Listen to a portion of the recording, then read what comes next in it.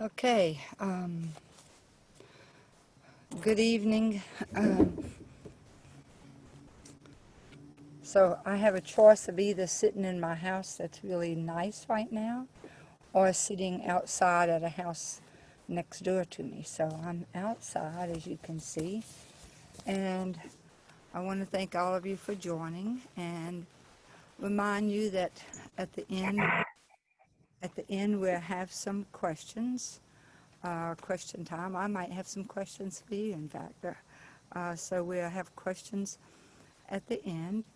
And there's a couple of things going on now. And what I'm really looking at and thinking about is how this virus has changed since March and where we are now. And I think the biggest thing for us to start to talk about is what's going to be happening here in the future. And we know that when flu season comes, and that's usually the late fall and winter, that we tend to have more flus. And so we would expect probably a rise in the coronavirus at that time. So instead of just talking about one thing that can help right in the midst, now that we've had time to plan and think about this, let's look at what each one of us can do to help ourselves. And I actually sent this invite out to some practitioners around the country and actually probably some around the world because all of us are looking at the same thing as how to help our patients at this point in time. We now know that over 5 million people have been impacted, by the coronavirus worldwide. We all know the symptoms. We all know fever, but we know that fever is only there in 30 to 40% of the cases, so there's nothing that is a die-hard, this is it. This shows that we have coronavirus. There's also the cough, the shortness of breath, and people usually begin symptoms if they're going to have symptoms, and that's one of the biggest issues with this virus, if they're going to have symptoms. It usually starts between 2 and 14 days after exposure. But unfortunately, it's not those people who are having the symptoms that may become the biggest risk to all of us. It is those people who are the silent spreaders, those who have the virus but who are not aware that they have the virus because they're not sick in the least. So, a few things that we've looked at in the past is we've been told, okay, everybody social distance, everybody wear a mask. And, I want to talk a little bit about both of those before we go into how to protect ourselves from a Chinese medicine perspective. Because I believe that Chinese medicine gives us the best path for trying to protect ourselves outside of wearing a mask and socially distancing. Okay, I think those are the only things that allopathic medicine has to, to suggest at this point. But what I want to look at is the airborne versus the surface exposure. We know at this point that most of the transmission of the coronavirus is airborne, but they still believe that there's some that is due to surface exposure. And that has to do with just what we touch. What's our face touch? Well, we reach out, touch something in a bathroom, and then we touch our face, our eyes, or our mouth. All of those things put us at risk as far as surface exposure. What we've been hearing is that the big droplets, when we breathe out, which are gigantic, they're considered 5 to 10 microns, which is, if you look at a millimeter on a ruler, that's 1/1000th of a millimeter. And those are the big ones, okay? But there are also the ones that become aerosols. And the big droplets drop to the ground pretty immediately, usually within about 3 feet. Once they've been breathed out, they are dropping to the ground within about 3 feet. But unfortunately, those tiniest aerosol droplets that are going through the air, they're now seeing are traveling 6 to 27 feet. And I really want to stress that with people. 27 feet. If someone has just sneezed or coughed, means you could be almost 10 yards away from them.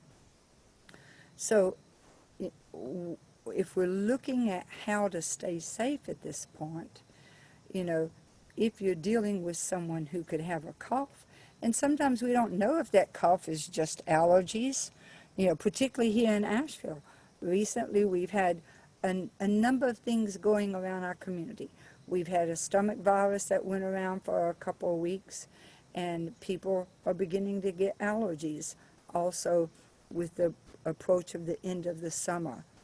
But in looking at what are problems, a lot of people I think have been concerned about running and biking.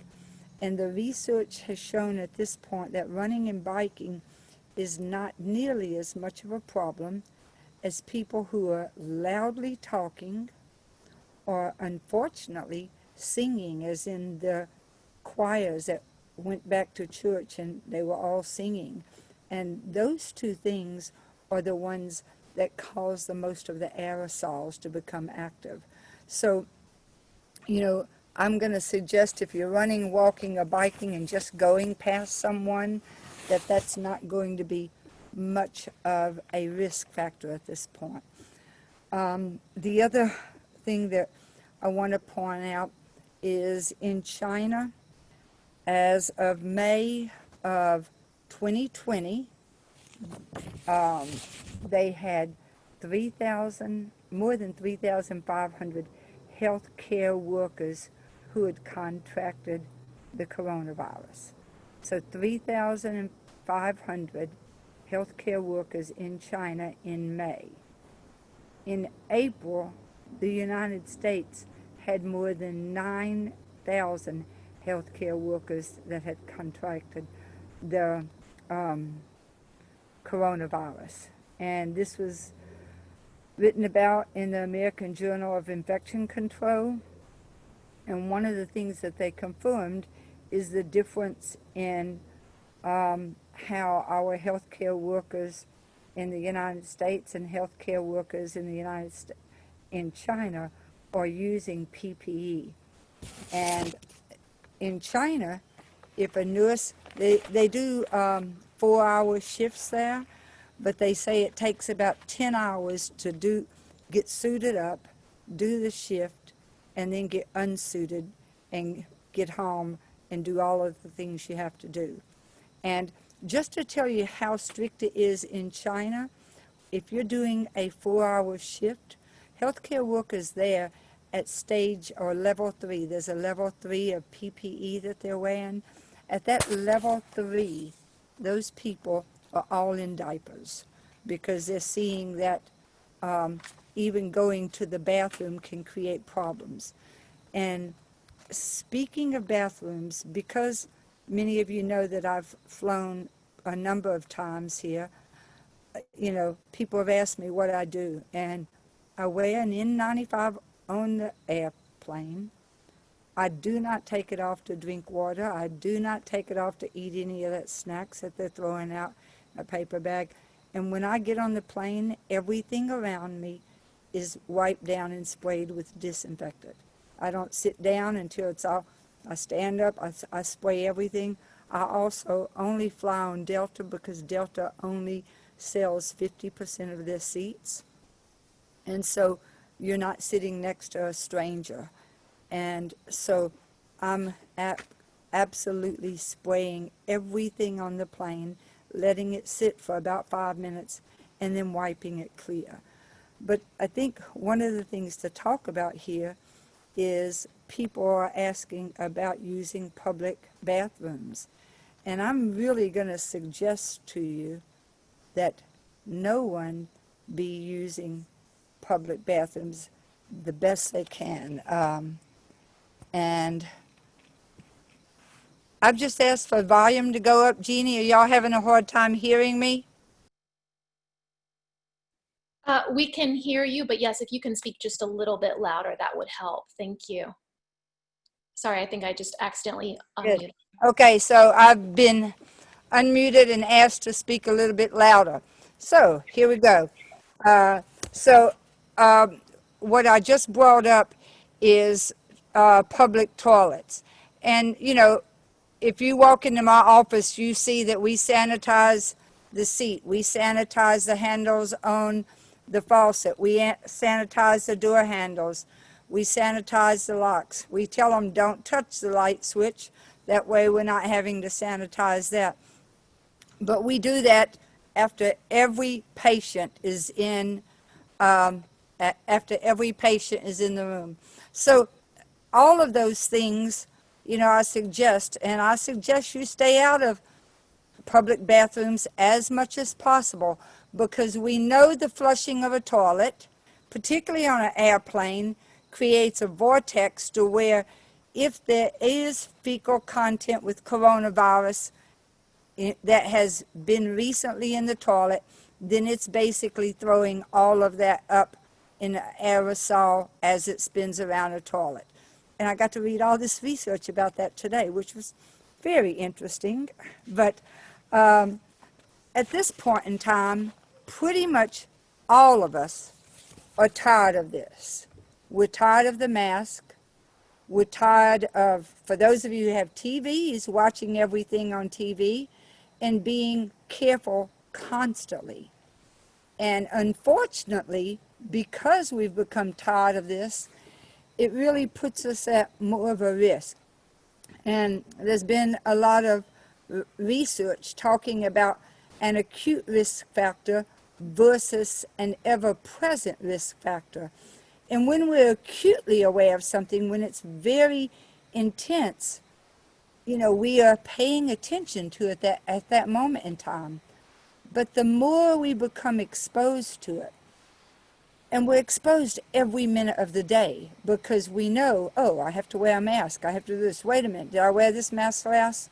You know, and I have friends who hang up their mask of which ones they use when they're seeing patients. And so they have a mask for Monday, a mask for Tuesday, if they're seeing patients 5 days. And so every week, they're putting on a different mask. But when we're going out during the day, it's really important for you to remember that if you are in a grocery store and someone sneezed 60 seconds before you came around that corner and you're actually walking through aerosol coronavirus, it's getting on the outside of your mask. So please, please realize that the outside of your mask is a big risk factor. So the minute you end up touching that mask and pulling it down around your throat, you need to be washing your hands right then. You know, I'd suggest that you not do that. If you're going to pull it down around your throat, that you take it off and you put on a new mask. But what I was saying about acute risk versus ever-present is the more we get exposed to something, the less intimidating that risk becomes. So we get to the point to where we're thinking less and less about it, even though it's just as serious. And I want you to remember that in 1918, Seattle did not allow anyone to get on a trolley unless they had on masks. And when we sit here and look at the risk factors, you know, we know what the risk factors are. We know if you're over 65 here, okay? It's weird because that's supposed to be someone who's elderly, and so obviously I have a little emotional response to that and think, well, that's not true. Just because you're over 65 doesn't mean you're elderly. But I know there sometimes I certainly act like it when I'm sitting on a computer. But the risk factors of obesity, diabetes, heart conditions, immunocompromised people, COPD, chronic kidney disease, people who are going through cancer treatments, asthma, high blood pressure, you know, any of these things, okay, if you look them up on a Western medicine site and you ask them about what to do to protect yourself from COVID. Boxes for each one of these diseases of what to do to protect yourself. The first one was continue all your medicines. Then it was have a 30-day supply. Then make sure you call your provider and check in. Make sure you get a provider if you don't have a normal health care provider. But all of it was about continuing your medications. There wasn't a single thing about eliminating your stress, exercising more. All of these things that we know that help to basically prevent us from getting sick any time of the year, because it basically strengthens our chi and strengthens our immune system. But so, having talked about that, I'm going to move on to talking about what we can start to do to make sure that we're healthy during this time with the fall and winter coming. And we're already starting to see the air get a little nippy. I mean, last night I woke up and I was actually cold and had to get a little light blanket because a sheet was no longer sufficient. We all see the days are getting shorter. And the fall is the beginning of yin cycles. It's the beginning of that slowing down that we need to be doing in the winter. The sun's fading, there's less light, and as fall comes and then the deep winter or the deep yin time, it's going to be a lot colder. So the fall time is also associated with the metal element. It's about, from a Chinese medicine perspective, finishing those projects that you might have begun in the spring or in the summer. This is the time for finishing up those things that have been hanging over our heads. If we looked at, traditionally speaking, when everyone was growing their own foods, it would have been about harvesting all that bounty of the summer and the early fall, bringing it in, making that transition in our diet, and also that transition in our life of having more time for introspection because we're not out working so much. So the other thing about the metal element is that it's related to the lung and large intestine elements. And the lung has to do with us bringing in oxygen and exhaling carbon dioxide. The large intestine about taking the nutrients from the food we've eaten and expelling the waste. Our lungs are our most external organ. Our first contact with the world outside is our breath via breathing in through our nose. And the nose have a direct connection to the lungs. So one of the first things I'm going to suggest is that maybe you start using a saltwater rinse. Now you can go to the drugstore and buy those little squeeze bottles where you can rinse out your sinuses, or it's a little aerosol spray even, or you can get a neti pot. But with winter coming and with what we want to do is have our lungs as strong as possible, I'm going to suggest that we do saltwater rinses and that we continue doing that at least, 2 or 3 times a week throughout the fall and the winter.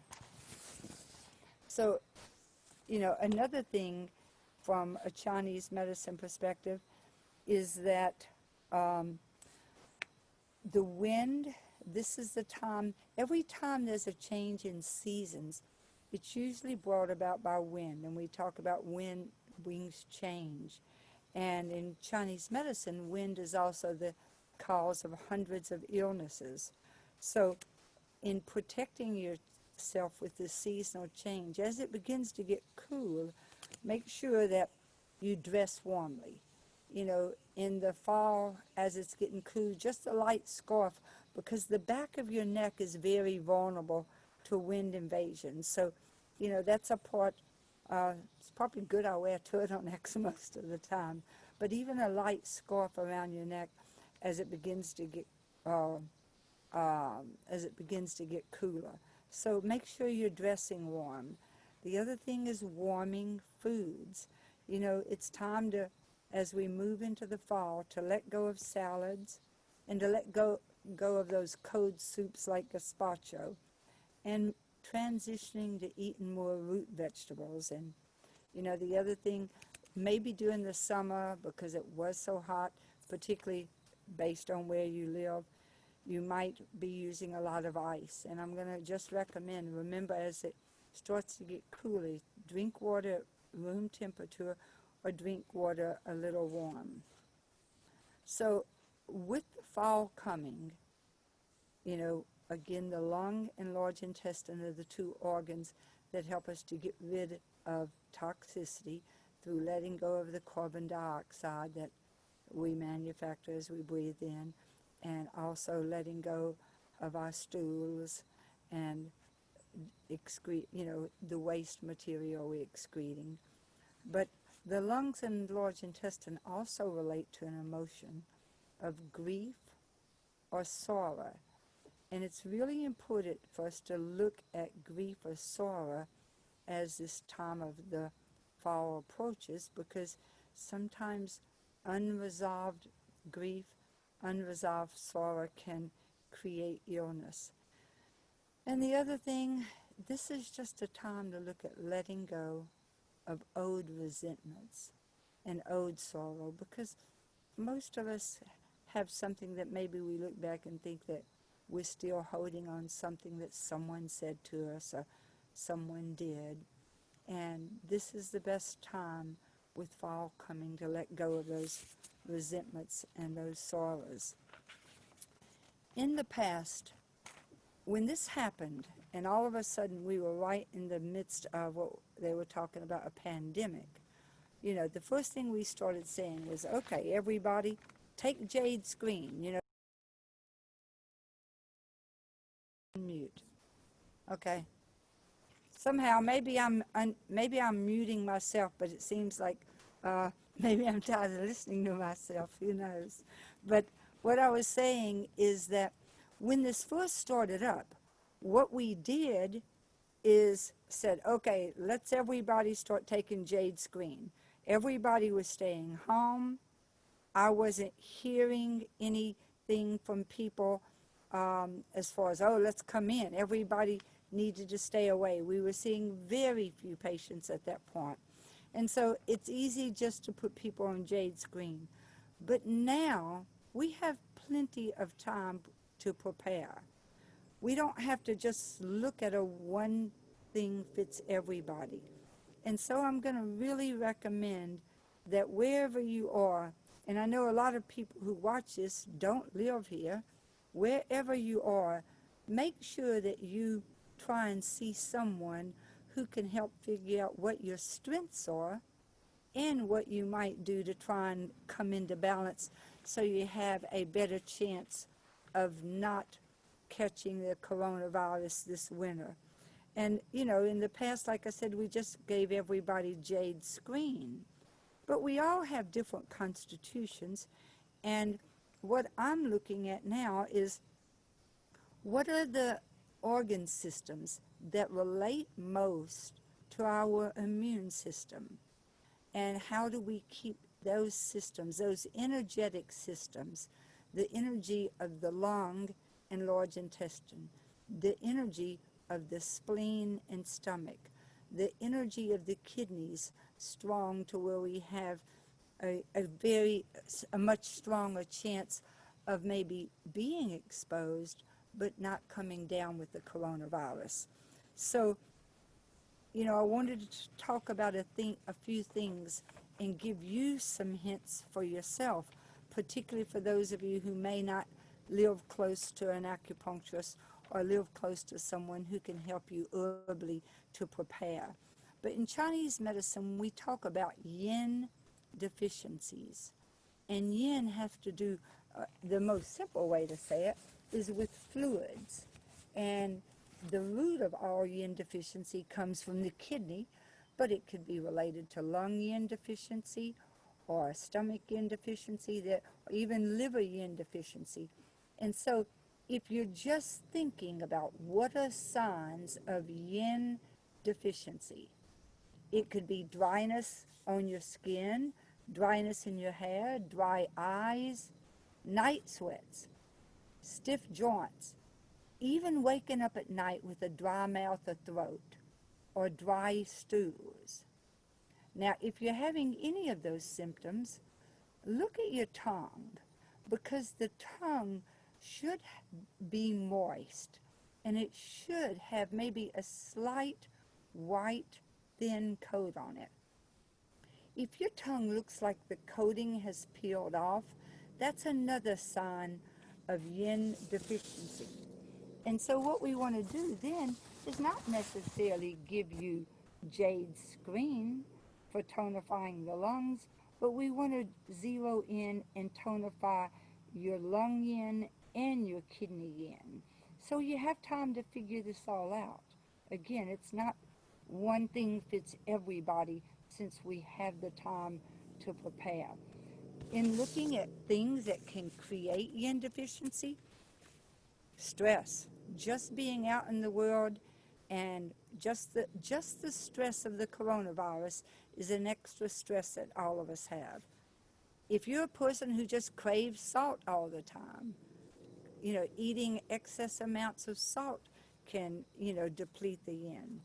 Unfortunately, pharmaceuticals, and many of you may have to take a pharmaceutical that you've deemed necessary, but one of the big side effects of most pharmaceuticals is that it creates some dryness. So, look at that sun. Obviously, if we were out in Santa Fe, that's a hot, dry climate, we would have more of a tendency to have yin deficiency than living here in a rainforest in the Asheville area. The other thing is, if you were a smoker in the past, then you already have some yin insufficiency in your lungs, and so you probably need to have your lungs tonified, okay, and particularly the yin aspect of it. So if you see those symptoms, maybe your acupuncturist's office is not open, but most of us right now are doing virtual visits. So look, and do a virtual visit with your acupuncturist if you still don't feel comfortable going in to see someone. Go do a virtual visit so you can see what might be best for you right now, rather than everybody taking jade screen. So another part of the immune system has to do with the spleen and stomach, because the spleen is there are two organs that have to do with postnatal chi.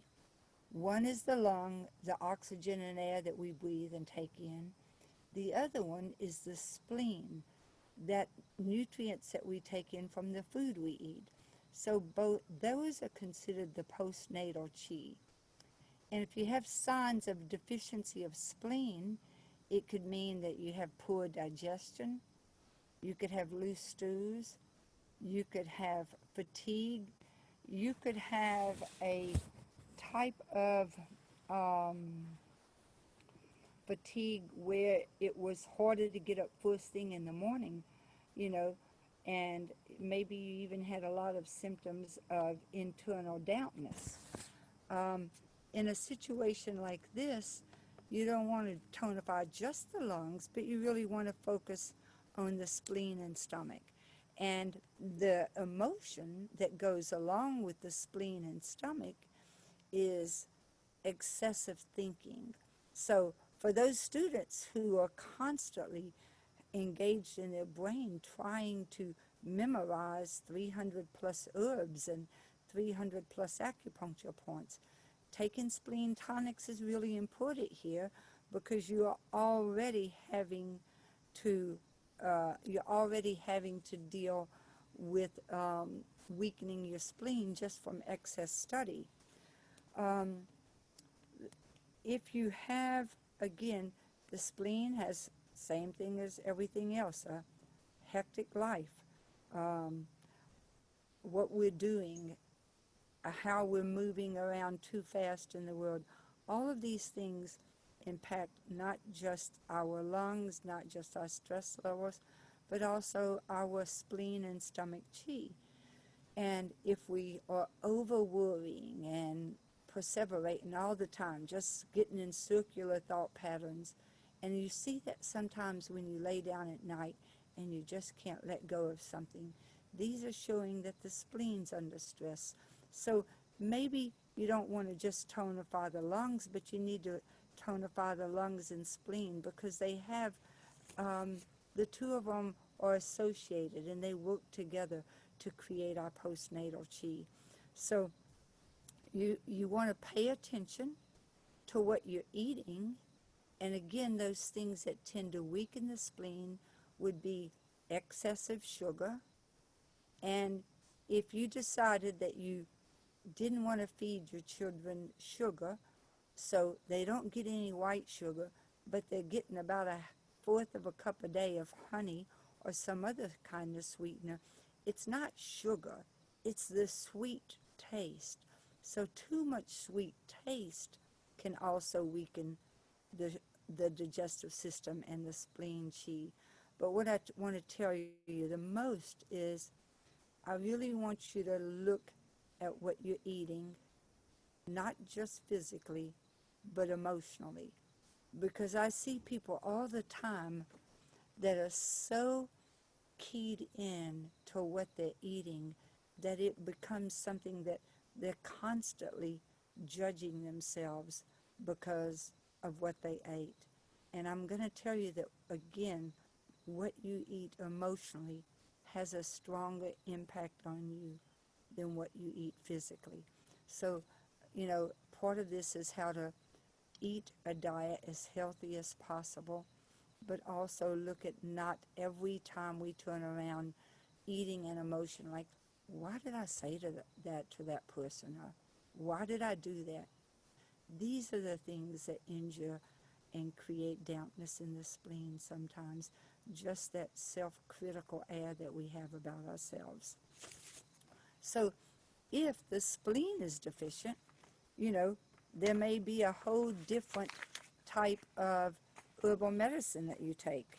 There's formulas that nourish lung yin and kidney yin. There are formulas that nourish the spleen.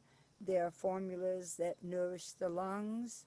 There's jade screen, but there's also something called Six Gentlemen, Le Junzatang.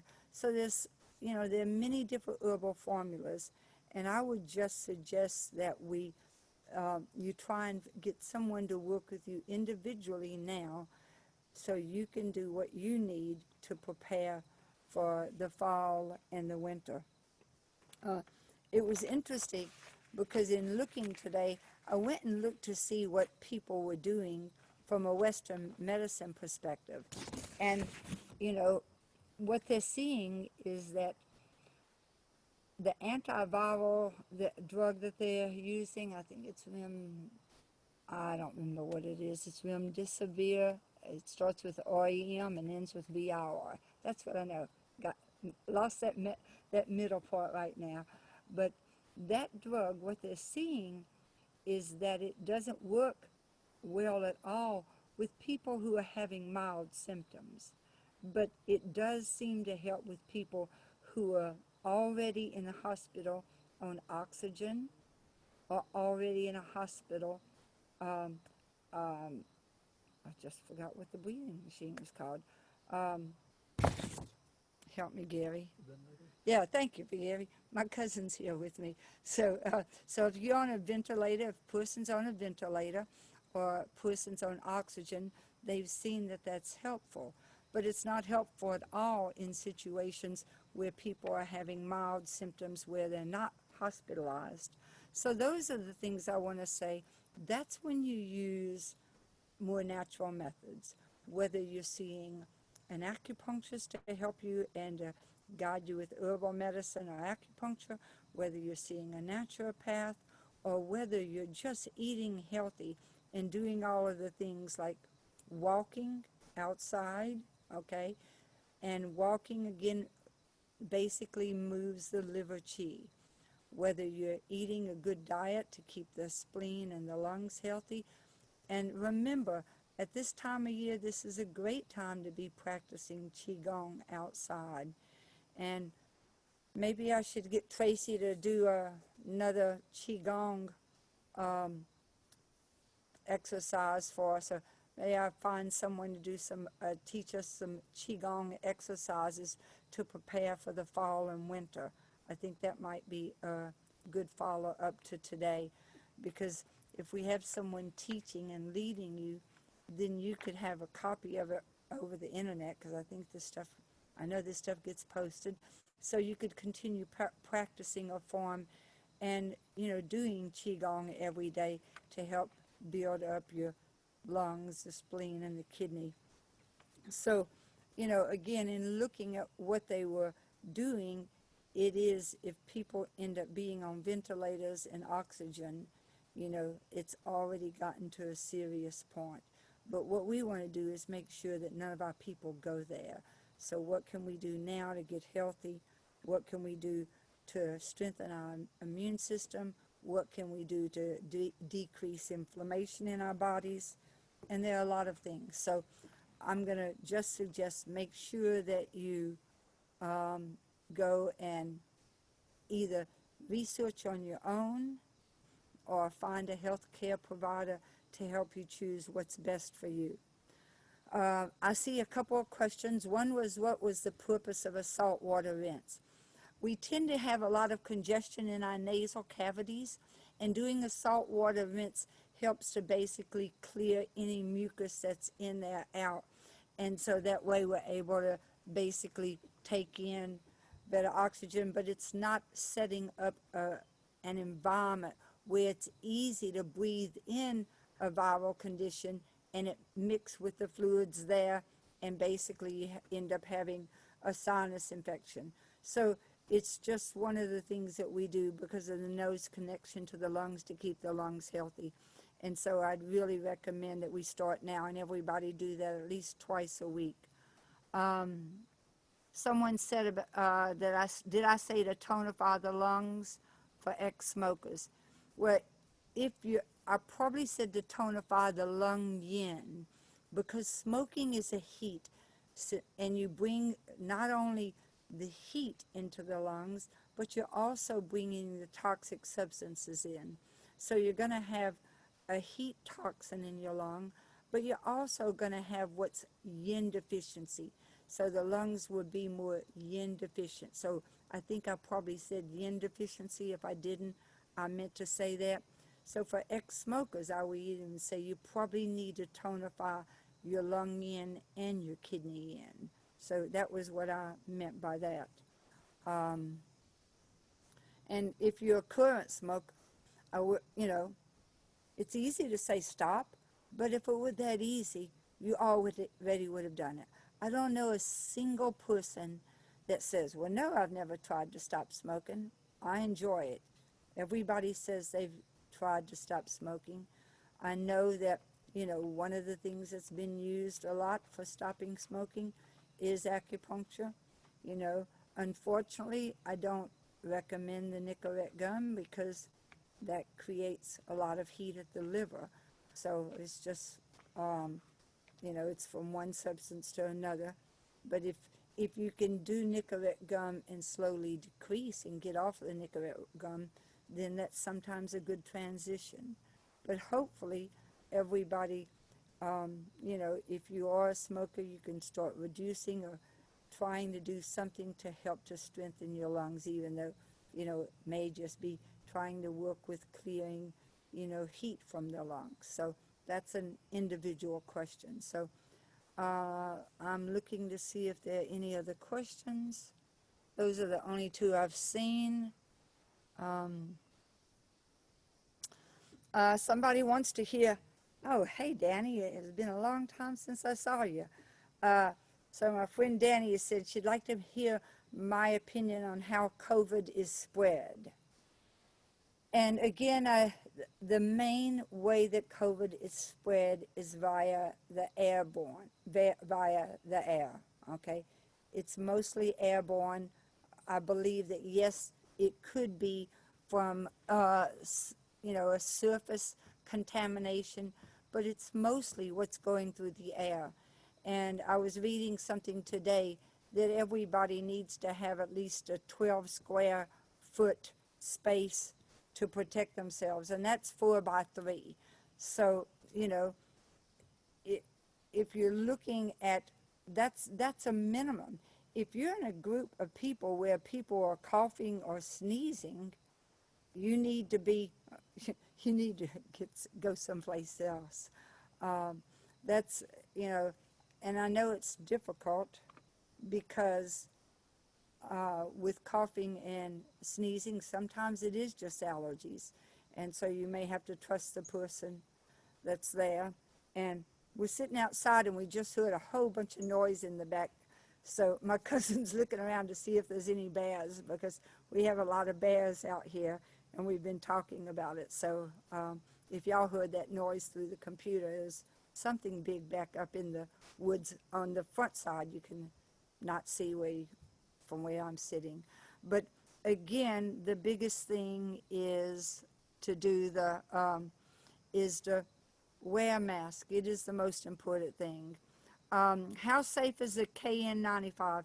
A KN95 is what's being manufactured in Korea, and a KN95 is just as safe as an N95. I actually trust a KN95 made in Korea better than an N95 made in China, okay? I've got a friend who's trying to help us buy a case, which would be thousands of KN95s. There are some places that you can, there are some places where you can buy them over the internet, and I'll make sure those get posted tonight. Can you double up on wearing them? Yes, absolutely. I've worn 2 masks this week a couple of times when I thought I was in a place that I was concerned about being around other people. So, you know, it's perfectly fine to get, you know, the KN95s. The ones from Korea are much thinner than the N95s that are manufactured in China. So you can certainly wear 2 of those. Someone asked, how do you tonify the lungs? The number one way to tonify the lungs is to do some exercise, okay? But outside of doing exercises, there are a lot of things. You can take mushrooms, and the company that does the best is Paul Stammet, and I cannot remember the name of his company. I can just remember his name. We sell the mushroom tinctures of Paul Stammet at my office. If you live someplace and you can't do anything else, you don't have a doctor of Chinese medicine, buy a mushroom tincture and take that. That's a really good tonic for the lungs, okay? Host Defense. Way to go, marketing support. Host Defense is the name of the company, I believe. And again, it's Paul Stamets.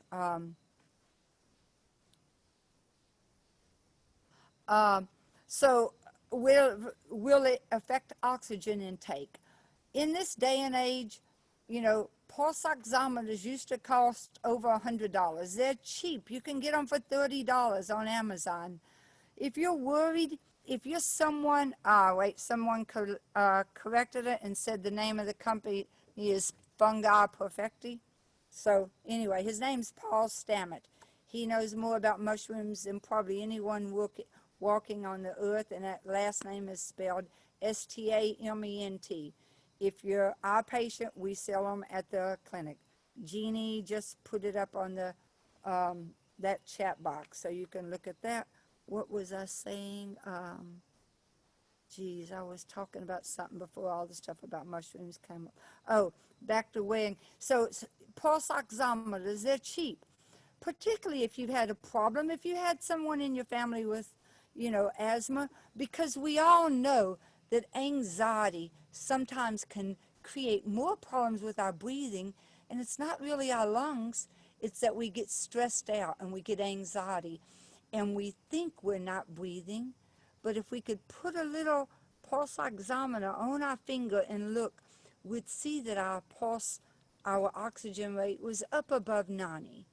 If your oxygen's up above 90, obviously most of us when we're healthy, it's going to be 95 or above. But it doesn't matter if it's 95 or 97. If your if your oxygen saturation is up, in the 95, and even if it's a little bit lower, as long as it doesn't go below 90, you're okay. I mean, if you're having some shortness of breath, you might have a 92, 93, 91. But, get a pulse oximeter. I've checked my oxygen sat with no mask, with one mask, and with two masks, and it all remained the same. And, I did it just for 60 seconds before I'd check it again, but I didn't have any problems, and, I'm not in the best of shape. I work too much and don't exercise enough, just like a lot of you. And this might be a good time in the fall for us to make a New Year's resolution instead of in January with the fall coming, because we know that there are more problems in the winter with viral conditions. Okay. So I said how to tone. You can tonify the lungs with mushrooms. You can wear a double mask. And the biggest thing still is Airborne. That's the main way this gets, basically transferred. And let's see if there's any other questions. If there's not, and it doesn't look like there are. Oh man, Asian pears. Asian pears are great. And again, pears nourish the lungs. So if you really want to nourish your lungs, take a pear, bake it, and eat pears. The other thing is that there's a herb that we have in the office called Maymindong. It's Ophiopogon. And that's all I can say, Maymindong and Ophiopogon. I'm sure there's another name for it. But I take Maymindong, just 2 or 3 pieces, and drop them in a liter of bottle of water, and that helps to make that water even more yin, and it really doesn't change the taste of my water, but it just makes it a little bit more yin nourishing. But the Asian pears are very good for the lungs, and I'd tell you to bake it and eat it warm as this winter time is coming and the fall is getting cooler. Now you're making me wish I had an Asian pear. Essential oils in mask.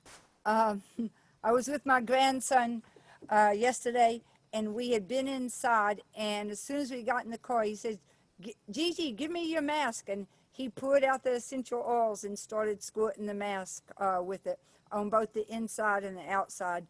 So we definitely do use essential oils on our mask. And the minute I take it off, holding it by the string, I'm, spraying both the inside and the outside of it. The name of the thing I put in the water is called Maymindong, Maimendong. That's if you happen to run into someone who speaks Chinese.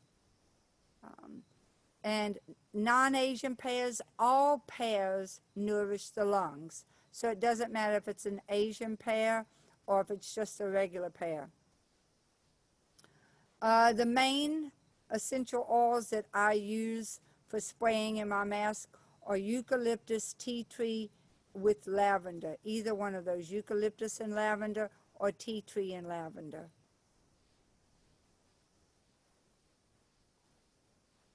Pretty much any essential oil would do because all of them are antibacterial and antiviral.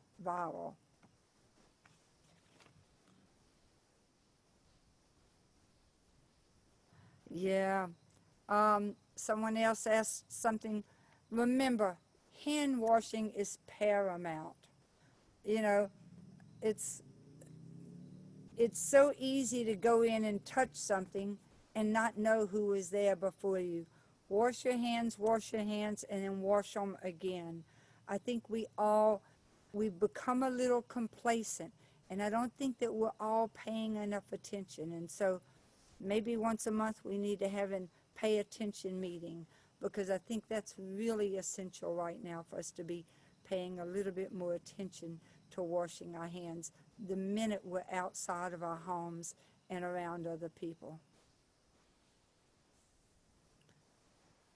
So thanks for joining me. Again, every time I do something, I go and look up everything, and it was really interesting to see the different levels of PPE that are being used in China and in Italy too, versus what's being used here in the States. And you know, it was nice to see what they are using and when it's working, and there's nothing that's working all of the time at this point in time. So we can just all, for those practitioners here, let's all get out and try and use telemedicine for our patients so they can give us a phone call and we can suggest to them what's best for them to be taken, okay? It was nice seeing the names of so many practitioners, and have a good night, and I'll see you next time. Bye-bye.